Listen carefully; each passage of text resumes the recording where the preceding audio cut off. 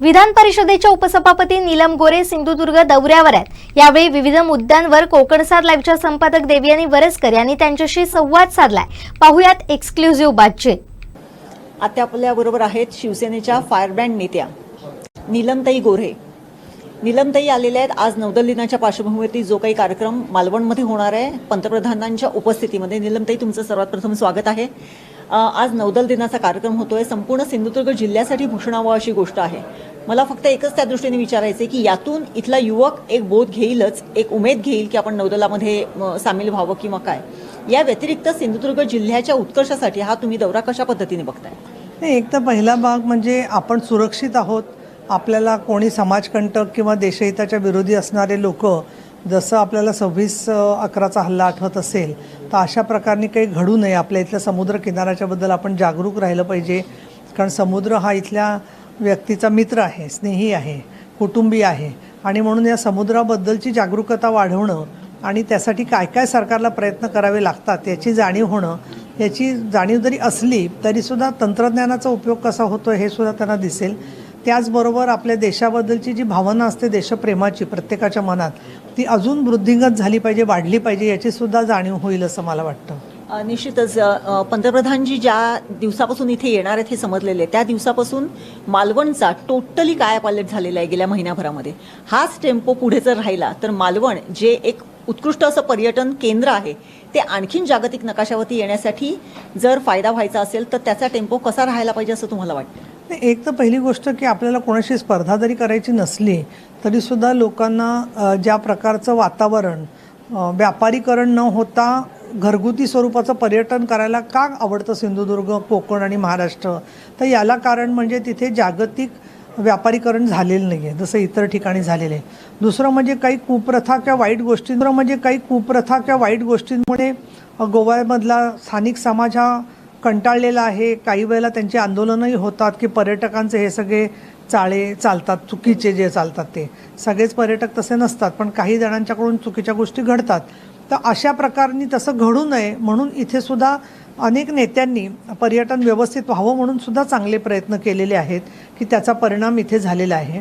आणि तिसरं महत्त्वाचं म्हणजे गोव्यामध्ये जसं धार्मिक पर्यटन आहे, वेळप्रसंगी मंगेशी आहे, शांतादुर्ग आहे, तसं इथे जलविहाराबरोबर धार्मिक पर्यटन पण आहे।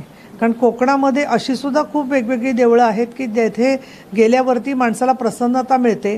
त्यामुळे निसर्ग, त्याचबरोबर खाद्यपदार्थ आवडणारे आणि ईश्वराची भक्ती, ह्या सगळ्याचा विचार जर का केला तर इथलं पर्यटन जे आहे ते अजून मजबूत होईल असे मला तर विश्वास आहे। आपल्याकडे सिंधुदुर्ग आणि विजयदुर्ग हे तर महत्त्वाचे किल्ले आहेतच, त्याचबरोबर यशवंतगड आहे, रेडीचा किल्ला आहे, असे जवळजवळ 36 छोटे मोठे किल्ले आहेत। याला जर पर्यटनानुकूल करायचं असेल किंवा त्या दृष्टीने आपलं जर सिंधुदुर्ग जिल्ह्याला पर्यटनाला एक वेगळी चालना द्यायची असेल तर तुम्ही कुठल्या दृष्टीने बघता? कारण गेल्या काही वर्षामध्ये या संदर्भातल्या फक्त गमजात झालेल्या आहेत। असं आहे की बरेचसे आपले जे आतापर्यंत पदांवर होते लोक, ते स्वतः याच्याबद्दलची भूमिका घेणारे होते आणि आजही मला असं वाटतं। पण त्यात एक आहे की काही जे किल्ले आहेत ते पुरातत्व विभागाच्याकडे असतात आणि त्यामुळे त्याच्यात कुठलेही बदल करायला परवानगी लागत असते। परंतु या संपूर्ण किल्ल्यांच्या संदर्भामध्ये सरकार, सन्माननीय एकनाथजी शिंदे स्वतः अतिशय जागरूक आहेत। पण राज्य सरकारचं पर्यटनाचं काम अधिक चांगलं होण्याच्या दृष्टीने मी सुद्धा काही बैठका घेत असते। त्यामध्ये पंढरपूरच्या विठ्ठल रुक्मिणी मंदिराला 73 कोटी मिळवून देण्यासाठी मी प्रयत्न केले आणि ते काम झालं। तसं सिंधुदुर्गातल्या या किल्ले पर्यटनाच्या बद्दलसुद्धा मी स्वतः माझ्या दालनामध्ये जानेवारी महिन्यात बैठक घेऊन त्या संदर्भातली माहिती आणि त्याला नक्कीच मदत करण्यासाठी माझा प्रयत्न राहील। सिंधुदुर्ग जिल्ह्याची आरोग्य व्यवस्था म्हणजे आपण एकीकडे म्हणतो की एखाद्या जिल्ह्याला जर शासकीय वैद्यकीय महाविद्यालय आलं तर ती एक पर्वणी असते, परंतु हे महाविद्यालय आल्यापासून इथल्या जी आरोग्य यंत्रणा आहे त्याची अक्षरशः वाट लागलेली आहे। सर्वसामान्य रुग्णाला सिव्हिल हॉस्पिटलमध्ये सुविधा मिळत नाही आहे, त्यांना उपचार मिळत नाही आहेत। आणि हे केवळ 2 जर संस्थांमधल्या काही तात्विक ह्याच्यामुळे जर होत असेल तर ते कितपत उपकारक आहे आणि या संदर्भामध्ये आपण काय सांगू इच्छितो? या संदर्भात मी आमचे जे मंत्री महोदय आहेत, पालकमंत्री रवींद्र चव्हाण त्यांच्याशी, डॉक्टर तानाजी सावंत यांच्याशी आणि उच्च आणि तंत्र या वैद्यकीय शिक्षणाचे मंत्री महोदय आहेत, तिघांच्याही बोलीन चर्चा करीन अधिवेशनामध्ये आणि त्यातून काय चांगला मार्ग काढता येईल आणि कशा प्रकारे इथली आरोग्य सेवा सुधारेल यासाठी म्हणून माझं सहकार्य राहील. एक महिला आहात आपण, पहिल्यापासून तुम्हाला टीव्हीवरती बघत आलेल्या आहेत सिंधुदुर्ग जिल्ह्यातल्या महिला.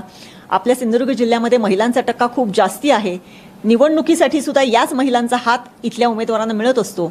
एकूणच भवितव्याच्या दृष्टीने इथल्या महिलांना कशा प्रकारचं तुम्ही पुढचं विजन इथल्या महिलांसाठी बघताय?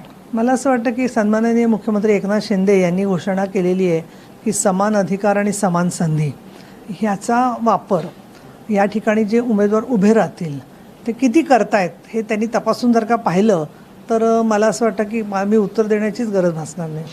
नक्कीच. धन्यवाद मॅडम. या होत्या नीलमताई गोऱ्हे. त्यांनी अत्यंत समर्पक अशी उत्तर दिलेली आहेत. निश्चितच सिंधुदुर्ग जिल्ह्यातल्या महिलांना पुढचा काळ खूप सुविधेचा असेल अशी आपण आशा करूया. आमचे दिवसभरातले सर्व अपडेट्स, ताज्या घडामोडी आणि थेट लाईव्ह पाहण्यासाठी सबस्क्राईब करा, लाईक करा कोकणचं नंबर 1 महा चॅनल कोकण 7 लाईव्हचं YouTube चॅनल.